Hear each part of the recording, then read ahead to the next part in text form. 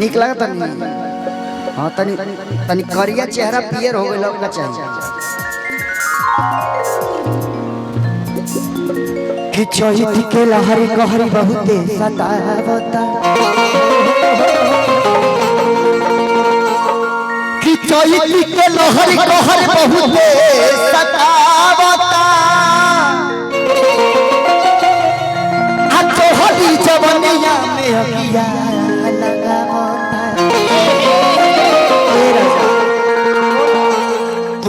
परदेसवा में काटत रचानी अभी गड़त मन जब खेसरिया चैत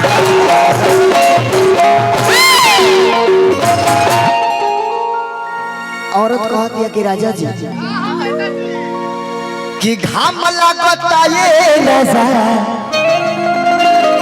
अरे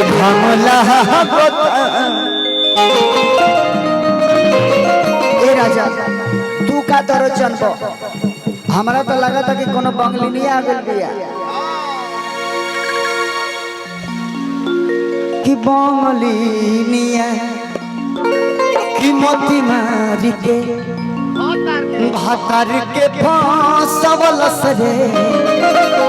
अरे बंगलिनिया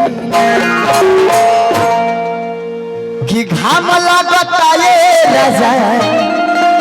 अरे घाम लगता तू तो बहरा में करे लयरा ऐसा गो उजाला हो कि तू तो बहरा में करे लयरा बिल्कुल तनी कुछ समय एक एक लाइन के एंजॉय होके के चाहिए चोइट में हमारा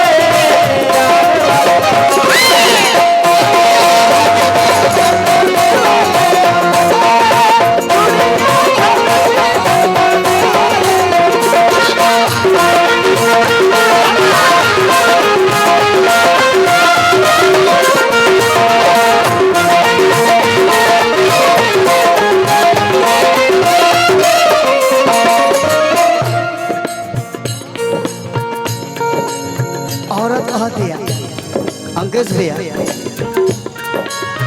तू चलो धियाना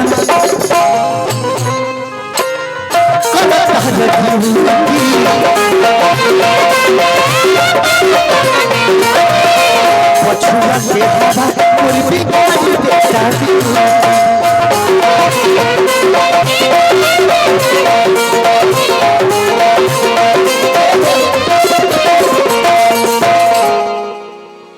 तू चलो धियाना में करत हर जूठी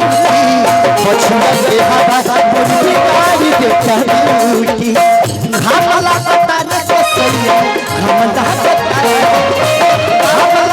न कसैया घमला पता गर्मी सहत लइखे नरम चला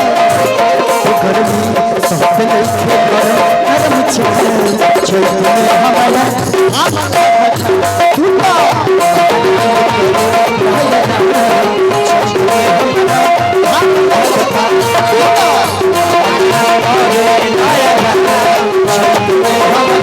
I'm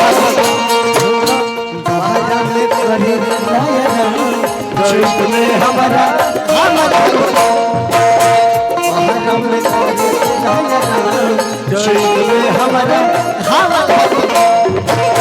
महारा में करे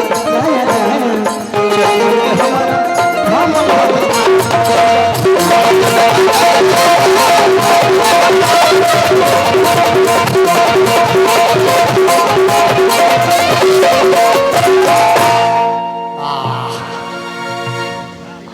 खेसारी 2 जी के लिए एक बार जोरदार ताली हो जाए। और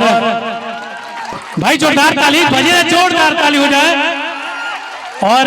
अभी बहुत सारा परफॉर्मेंस आप लोगों को दिखाएंगे, चिंता ना करिए, लेकिन मिलते हैं इनसे ब्रेक के बाद। फिलहाल में अभी एक टर्म्स कंडीशन है, कलाकारों की लंबी लिस्ट है, बहुत सारे लोग आके बैठे हुए हैं। सिर्फ जो भी